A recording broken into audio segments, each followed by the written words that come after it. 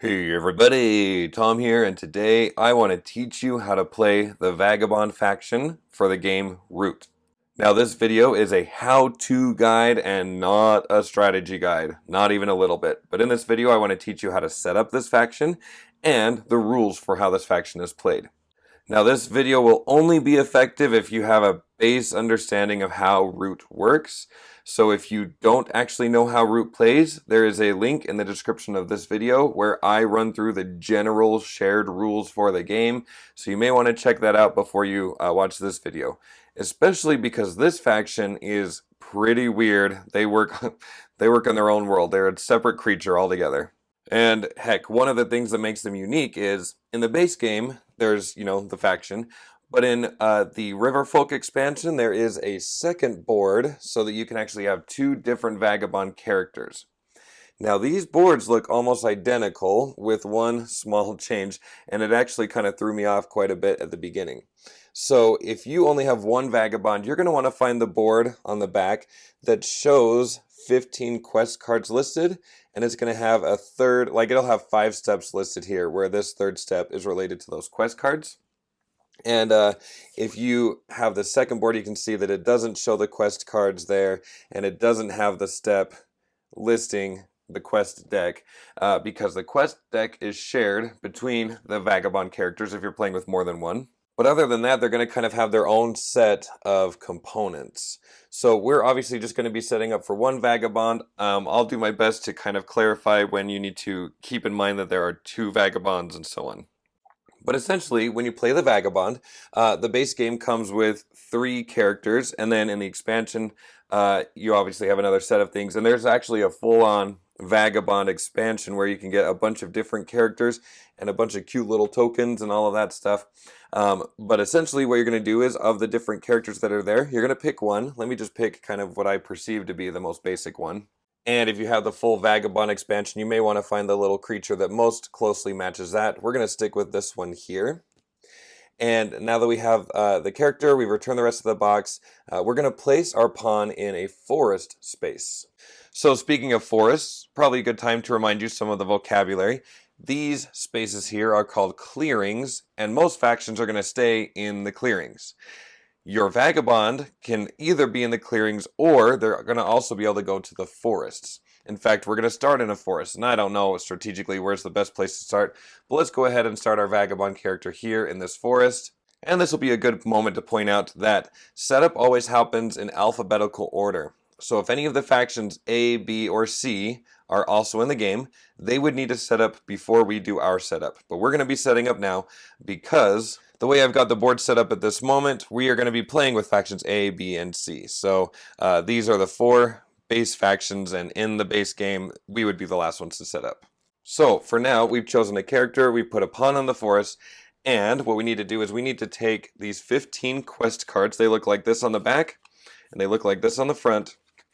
You're going to give them a quick shuffle, put them in a common space if there is another Vagabond character, but for now, obviously, it's just us. But basically, what you're going to do is you're going to put the deck of cards somewhere. These are the 3 common cards that we start with. We're going to put this deck of cards somewhere, and you're going to reveal 3 quest cards face up for other people to see. I will adjust the placement for these soon, but just want to kind of show you we've got 3 quest cards face up. Next, what we're going to do is there are going to be sets of tokens that are specifically for the Vagabond characters. So for the base game, you're going to have these tokens that don't have any lettering at all. They're just the picture, and during setup, they're put on the board like that. You also will see there are 4 ruin tokens that are covering these spaces with an R. And then there are tokens with R's and tokens with S's. So what we're going to do is we're going to take the 4 tokens with an R, and you would have 1 set per Vagabond player playing. And so in our example, we're just playing with the 1, so we're going to take 1 set of these tokens with an R, and you can kind of decide how you want to do this. But essentially, we need to get these tokens shuffled so that you don't know which token is where, and put them under these ruins. Kind of what I usually do is I just hand these 4 tokens to the other players, another player at least, and I say, hey, will you shuffle these up and put them under the ruin tokens so that nobody knows? Hopefully they just do it honestly and they don't take a peek.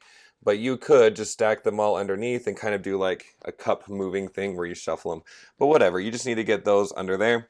With a second player, make sure that the second set also gets shuffled and put underneath those piles. We also want to look through the starting item deck and take out the starting items that match these. So for us, we're not going to start with a coin. We're going to start with not even a hammer. We will start with a sword, not a crossbow, not a little bag. Let's see, we are starting with this, and oh, where's my kettle? I think I have that with my second set of character things, so let me find. There we go. There's a kettle. Maybe this one should be here. Anyway, we're going to go ahead and grab our 4 starting items, and the other items can go in the box. You should also have a set of these relationship markers. They're these tokens that match the other factions. We need to keep the relationship markers for whatever other factions are going to be in play this game. For us, as I pointed out, that's going to be the 3 other factions for the base game. All of the other tokens can go back in the box. And before we flip over the board, let's just take a quick look. I want you to notice how weird this faction is. They don't have any warriors, buildings, or tokens. All of their pieces are kind of these other pieces. So that's kind of tricky.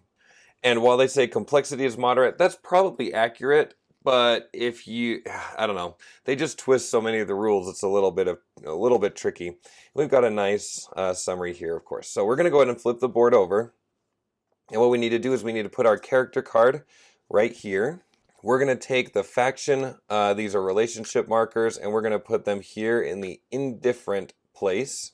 All of our starting items need to go on the board. Now, if you have one of these kettles, they're going to go, so there's like a light side and a dark side. You need to put these light side up. Kettles would go up on this top row. Boots are going to go down here in the satchel. We have these torches. They're going to come down here in the satchel as well. And swords, I believe, yep, they're in the satchel as well. So the satchel is going to hold most of the items, but if you have a kettle, a stack of money, or one of these bags, you would place them on these spaces here.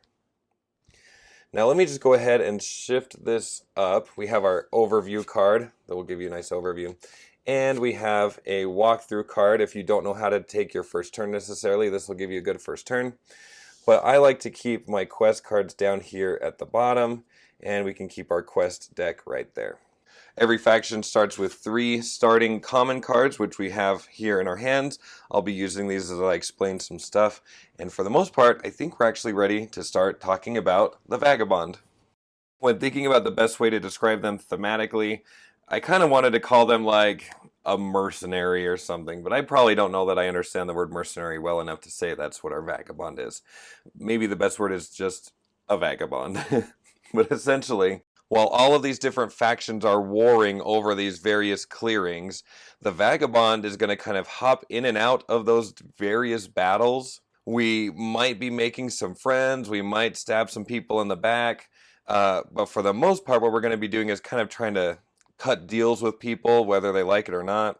And aside from whatever normal ways that you could score points throughout the game, like by removing people's tokens and whatever, your 2 main ways that you're going to be able to score points are going to be by building relationships with people, trying to ally yourself with these various factions, and or maybe becoming hostile with them and just like pummeling them a lot. So you're going to kind of want to keep an eye on your relationship track here. The other big way that you're going to be able to score points is down here through fulfilling these various quests.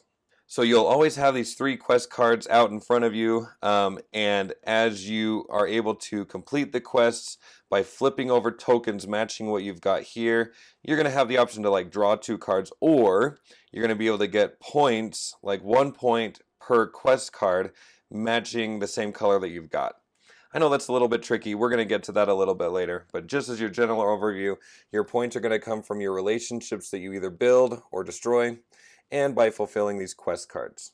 So with that in mind, let's kind of go through what's going to happen on your turn, the various options you've got, what exactly these tokens are, and how you're going to be able to interact with other players. The very first thing that you're going to do on your turn is you're going to refresh 3 items plus 2 items per T that's here. Now that might not seem like a lot, well, that might seem like a ton right now because we only have 4 items that we're starting with. But the idea is that all of your actions that you do on your turn, they're all going to be powered by these various tokens. And so as you take actions, you're going to be flipping these over, exhausting them. And the first thing you're going to do on your turn is you're going to refresh three items automatically. And then for every one of these teapots that you've got, you're going to be able to refresh 2 more. So having more of these is going to allow you to have more powerful turns, at least assuming you have a whole bunch of items that are exhausted. All right, so that's the very first thing you're going to do. The second thing you're going to do is you're going to have the option to slip. And slip means that you can move to a clearing or a forest at no cost. So movement is kind of what you think it's going to be. Imagine you're just this vagabond here. When you take the slip action, you can either just move into one of these adjacent clearings, so either here, here, here, or here. Or you could go to an adjacent forest, so you could go here, here, or here. Now, slipping is the only way to get back into the forest. Once you go into a clearing, you're kind of stuck in clearings for the rest of your turn. And you're going to have to wait until the beginning of your next turn in order to slip back into the forest. So you're going to want to kind of have an idea of what you want to do during your turn. Essentially, this is the moment where you decide, do I want to be in a clearing or do I want to be in a forest for this turn? You'll be able to move into a clearing, but once you're in a clearing, you won't be able to get back to the forest till the beginning of your turn. And I know I said that before, but that's going to become really important, so I wanted to emphasize it. So that's going to be the first part of your turn. Just refresh your items, move into a clearing or a forest if you want to. After that, the main part of your turn is going to be flipping over these various tokens in order to take these actions. So I understand that I don't have all of these tokens here to physically flip over and show you, but I think you're probably smart enough that you could figure this out. But the idea here is that you could take a move action, but not into a forest, by flipping over a boot. So remember, a basic move action in the game of Root is from one clearing to another clearing. So if I had stayed in the forest during the birdsong phase, I couldn't really move. So let's go ahead and put myself in a clearing. Just so, let's pretend during the slip phase, I went here. So one thing to be aware of is, even though this is a wooden piece, it's kind of a warrior, but not really. It's a warrior in terms of you would use this guy to move around. The move action means you would take warriors and move them from one clearing to another. Here, it's basically just us. Other factions have this rule about ruling various clearings. Like you have to either rule the clearing you're moving to or from. Not this guy. This guy he can just move around, whatever. So with a move action, I could, once I'm in this clearing, let's say I decide to come down here. You could also spend a sword in order to battle. Now, the thing to know about battling is that, again, he's a warrior in the sense that he can battle, but you wouldn't ever remove him from the board. He's never going to die. Like, he's still there. So the way this kind of works is, since he can't have multiple warriors here, you know how usually you roll 2 dice, you assign the attacker, so let's say that we're the attacker. So normally, you would change your die down to match the number of warriors. Well, this guy's always alone. So the maximum number of hits that he's going to deal is equal to, and it will tell you right here, the number of undamaged swords. That doesn't mean unexhausted, it means undamaged. Some things are going to happen that are going to end up damaging your stuff, but basically you're just going to count how many swords have you got here. In this example, we have 1, and that would be the maximum number of hits that we could actually deal. So in this example, we would be able to remove this warrior, and they wouldn't do any hits to us. If you were to take hits, because you can't remove other warriors from the board, what you would do is you would just pick any item, and you would damage it. Now, damaged stuff here would always be exhausted. So when something becomes damaged, if I choose to damage this thing, you would flip it upside down and put it in this damaged spot. Before you could use that token, you're going to have to repair it. We'll talk about that later. But since we didn't get any damage in that battle, we're good. But that's the idea, is that anytime you need to take a hit, you're just going to pick one of your tokens, flip it over to the dark side, and put it down here in the damage zone. You can no longer use that to take actions until you repair it. So that's moving and battling. We're pretty used to that. Let's talk about exploring. So exploring is going to be what we use the torch for. And when you explore, you're basically going to take the token, or take one token from under the ruins. And if there's no more tokens under the ruins, remember, if there's 2 vagabonds, there might be 2 tokens there. But as soon as there are no more tokens under there, you're just going to remove the ruin marker, meaning that more buildings can actually be built here now. So if I did this explore action, I would just go ahead, remove this token, clear that out so more buildings can go there and bring this back. Now I've got this here that I can use. I briefly mentioned the aid action before. Now this is going to have to do with our relationship. So let's just talk about aiding in general and then we'll get more specific. What you could do to aid is you could flip over any token that you want to. It could be anywhere on the board. So we could flip this one over here. Now let's imagine that I hadn't actually killed this guy, okay? So that guy's still here and we're both in the Fox clearing. Let's imagine, sorry for the empty board, but let's imagine that this character had crafted a crossbow earlier. So they showed that they had buildings in this clearing, the Fox clearing, and they managed to craft a crossbow. That would mean that they would have taken this crossbow and placed it right here. And for the most part, that's useless for them. And they would have scored a point and discarded this card. So kind of say that this is where we're set up for now. The aid action means that I would have, like I said, exhausted any of my tokens. And because we are both in the Fox clearing, I could actually give a Fox suited card from my hand to that player. So I'm helping this guy out. I give him this card, he takes it into his hand, and that would allow me to take this item. They can't refuse this, it's just a thing that happens with this action here. And then you would be able to go ahead and add this to your satchel. And that would be one aiding action for that player. Now, since we aided them one time, we would be able to move their token here, and we would score 1 point. Now, if we wanted to do that again, I'm not going to set the whole thing up, but in order for us to move this up here, I would have to be able to take the aid action twice with this character. So in order for me to move them up here and get 2 points, then they would need to have 2 items. I would have to have 2 cards that match the suit, and I'd have to be in that clearing with the same suit matching. So I would need to have, I don't know, 2 mouse cards and have my guy in a mouse clearing with them. They'd have to have 2 tokens, and if I did that, I could go give them 2 cards, take their 2 items, and move myself up here, scoring me 2 points. Now I've zoomed in here. I mean, we could repeat the same thing. In order to move this up here, they would need to have 3 tokens, and I'd have to have 3 cards matching the clearing and be in the same clearing with them. And at that point, we would be allied.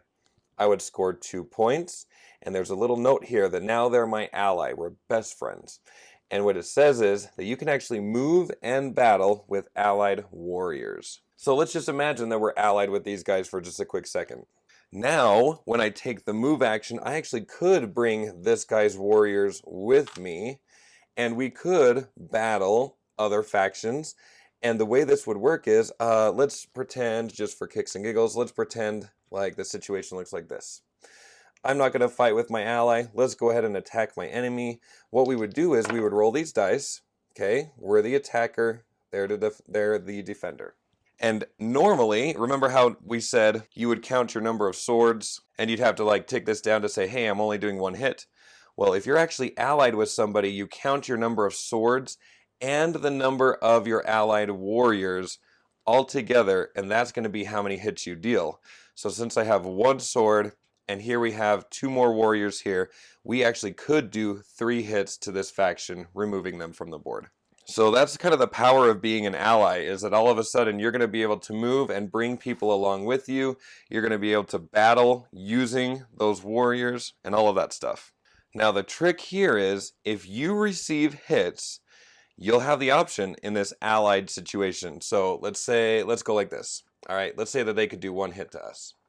So when we get 1 hit, we could choose to either, damage an item like normal, or you might choose to remove one of your allied warriors from the board. Now there's a danger. Here's kind of the big rule with this guy. Anytime you remove an enemy warrior from the board, so it could be that situation where we removed our ally from the board, or it could just be a situation where we were just doing a normal battle against the blue player and remove one of their guys from the board because we did a lot of hits. Then what happens is that player instantly becomes hostile. So in our first example where we maybe removed the cat from the board, all of a sudden they're no longer an ally, they are totally hostile towards us. Or in our second example, let's just say that we did a fight and we removed one of them from the board. Then all of a sudden that faction is hostile. And what happens there is that once somebody's hostile with you, then what that basically means that you have to exhaust an extra boot to ever move into their clearing. So if you wanted to move into a clearing and somebody's there and they're hostile with you, you need 2 boots to move into that clearing. But you're going to score 1 extra point anytime you remove a hostile piece. So from here on out, if you start damaging more warriors, they're going to be 1 point per warrior you remove. If you remove a building or a token, instead of just getting the normal 1 point, you're actually going to get 2 points. And so that's why it's kind of tricky. You want to play your battles really intelligently. You want to make sure that you're watching your allies closely. You want to make sure that you're keeping an eye out for anybody who's hostile towards you, especially because once somebody's hostile, you can't really make friends with them. There's going to be one way that helps you unhostile them, but it's kind of tricky, and it's definitely not going to be easy. So, yeah, that's the thing. Once you remove somebody from the board, it's kind of like you're a butthead. So that's kind of what this relationship track is, and how that's going to actually help you get points. You just got to be careful with it. And we got there by talking about the aid action, because aiding is how you move people up in your friendships with them. Let's talk about the other way to get points, which is quests. So you're always going to have these 3 quests down here in front of you. Because of the way I've been playing out this turn, this isn't great. So let me just flip these back up so we can keep our example going. But basically, to do a quest, then you're going to look at the 2 required tokens. You would need to be in the clearing matching the suit. So just for our example, let's go ahead and reset to the way things were. And since I'm in a fox clearing, what I'd be able to do is I could, if I was doing the quest action, I could go ahead and exhaust this, and I could exhaust this. And now that's going to give me an option. Once I exhaust those 2 things, I claim this quest. I put it somewhere where I have my claimed quests. And you would either choose to draw 2 cards into your hand from the common deck, or you would score 1 point for each of these quest cards, the fox quest cards in this example that you have. So the first time you get a fox quest, it's going to be 1 point. The second time, 2 points, and the third time, 3 points. And you would immediately, once you do that, go ahead and replace and have a new quest in front of you. So this is going to be a big deal. You want to really try to collect those items so that you have them so that you can quest. The next action we can cover is the strike action. So we got a crossbow earlier. The strike action, I would just go ahead and exhaust this. And that would allow you to remove 1 piece from the clearing where you are. But be careful, like obviously if I'm here, I probably wouldn't want to do that and remove this token, because that would break my alliance and then they'd become hostile. But, this is a great way, especially, man, if you've got enemies down here, I could come down here and remove one of those guys, and sure, whatever, they're already hostile with me, but I'd get a point for removing one of their warriors because they're hostile. Or, okay, let's say the situation looks like this. Let's imagine, this would be kind of a good situation. Let's imagine this guy wasn't here. If a clearing doesn't have any warriors, heck, you could remove this piece and gain a point. It will tick them off, but they wouldn't actually become hostile, because being is it hostile or hostile? I'm a little self-conscious because I feel like no matter what I say, I'm going to get some anger or annoyance. But anyway, yeah, so removing these tokens doesn't make a player hostile, but removing a warrior makes them hostile. Whatever. Now I'm just like paranoid. Okay, so that's what striking does. Flip that over, remove a piece from the clearing, but you got to take the warriors first if there are any. Finally, there's the repairing or crafting action, and that's going to use these hammers. So let's say that I have a hammer here. By exhausting a hammer, let's say, oh, what was our item that got damaged earlier? Whatever, let's say that this is damaged. By exhausting a hammer, then you can go ahead and undamage an item. This might be a good time to say that things can move from your satchel to this line however needed. So if I decide to damage this item, I'd put it here, no big deal. When I undamage it, I could just bring it to the satchel, I could put it on this line, doesn't matter. They can freely move back and forth between these things. All right, so that's the repair action. That's what the hammer does. Hammers are also the way that you craft stuff. So it would be during this that I'd be able to craft something. So for example, so here's, obviously we have 2 crafting cards here. Now this is a bad example because I don't actually have another hammer and there isn't one currently available. So let's go back to this one. All right, so this card only needs 1 fox thing to clear. Now, what this means is, to craft that card, you would need to be standing in a fox clearing. And again, that's not because of the suit up here. That's because of the suit right there. You would need, and ignore that hammer. Okay, so you need to actually be in the clearing. And then you would just exhaust the number of hammers equal to the number of icons here. So stand in the fox clearing, if I only have one hammer, cool. I could exhaust that, and I could now craft this, gaining a hammer if there's one available at the top of the board. And then you get 2 points.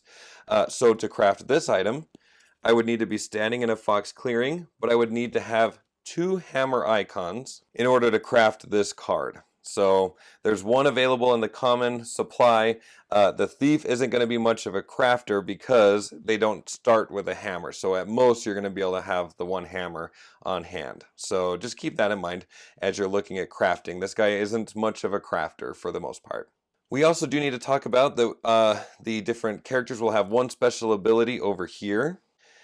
So in addition to these actions, you would be able to flip over, one of these torches in order to take this character-specific action. So this one, take a random card from a player in your clearing. Pretty straightforward.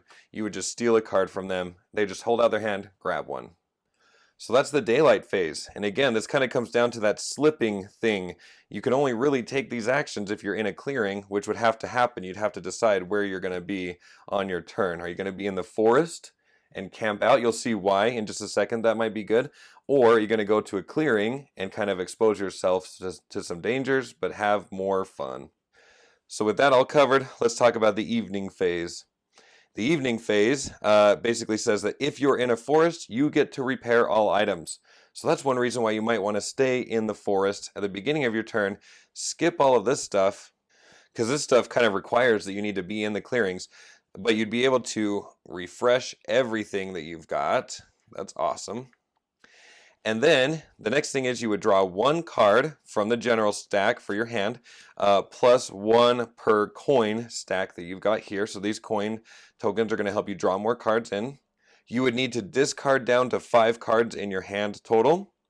And then finally, you're going to be collecting a lot of stuff, but you have to be very careful because this last part is you have to actually remove items in the satchel down to 6. So you can store stuff over here, but your satchel is limited to 6 plus 2 per bag that you've got here. So I could actually hold 8 items over here, but again, you got to be careful because you might be picking up a whole bunch of items as you move around. So in general, that's what a turn's going to look like. But we do need to talk about a couple of other things, including these abilities up here. I've kind of already talked about them a little bit. But just for clarity, we have this ability called Nimble. That just means that you can move regardless of who's ruling whatever clearings. You're just going to be able to move around without worrying about how many people are there. And then we have this Lone Wanderer. There's no way that guy can be removed from the map. If people attack you, it's just going to damage your items. You don't get removed from the map. If there's an ability from a different faction or from a card that says remove all enemy pieces, you can't be removed. Instead, you would damage 3 items. Finally, last thing we need to cover before we summarize is this. Dominance cards. So dominance cards are all about ruling clearings. We can't rule stuff. So there's this thing right here that says in a game of 4 or more, as a vagabond, you may form a coalition. So you could play a dominance card, but not really for the typical ability that it says here. It says you can form a coalition, so let's talk about what a coalition does. Let's just imagine for a second, I'm just going to throw some victory point markers here. You can only play a dominance card if you have at least 10 points. So let's say that we're here. I don't know.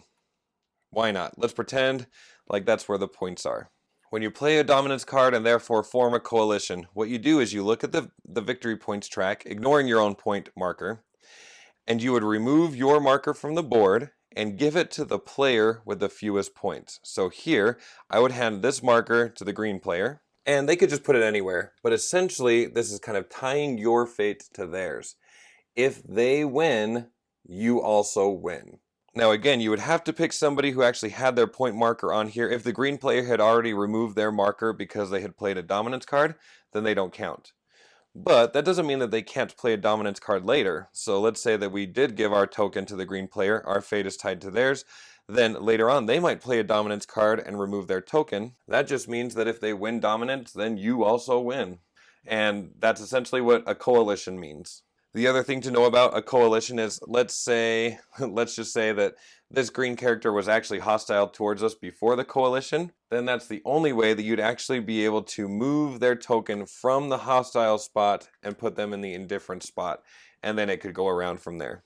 So that's kind of it. I know this looks a little bit messy, but I like to kind of end these videos by saying, I know that's a lot, and it's really important that other players know how your character works. And so I would say during your first turn, give them a quick summary where you talk about what exactly your faction is doing. And you don't need to tell them everything. They don't need to know all of the little tiny details, but they do need to know a couple of things. I would mention at the beginning of my turn that you're going to have an opportunity to either be in a clearing or in a forest. You might stay in the forest if you wanted to rest and reset all of your items. You would go into a clearing in order to take a normal turn and a whole bunch of actions. I would emphasize that there are two ways to get points. First of all, that you have these quest cards in front of you, and so you're trying to collect the items. For the most part, the players won't care about the items other than the points that you get from actually crafting them. And so you're going to point out, hey, if you craft a card, I can actually come give you a card in order to take that token, and that token is going to help me take actions on my turn and should help me get these quest points. I would also explain that it's through that exchange of a card for a token that's going to help you build an alliance with them, and also that's how you're going to score points. Maybe briefly mention that if you ever remove one of their warriors from the game, that you're going to be hostile with them, and that's going to be a way to get some extra points if you have more fights. And other than that, I would just point out that you're kind of a warrior, but not really. You're going to be able to move around the board without really being stopped, and that your guy can never be removed from the board. The way that you take hits is by removing these tokens. I would save explaining dominance and coalition until like mid-game, or if that's going to be a possibility, you may want to explain that. But otherwise, it just might not come up enough to stress people out if they ask, cool, whatever. But yeah, that's what I would explain to them, during a first game where people aren't used to this faction. Anyway, wow, there was a lot to talk about with this alliance. I hope that this video was helpful for you. I have a video for each of the available factions. You can just click on, there's links in the description of this video. And thank you so much for watching. I hope that helped. Talk to you later. Okay, bye.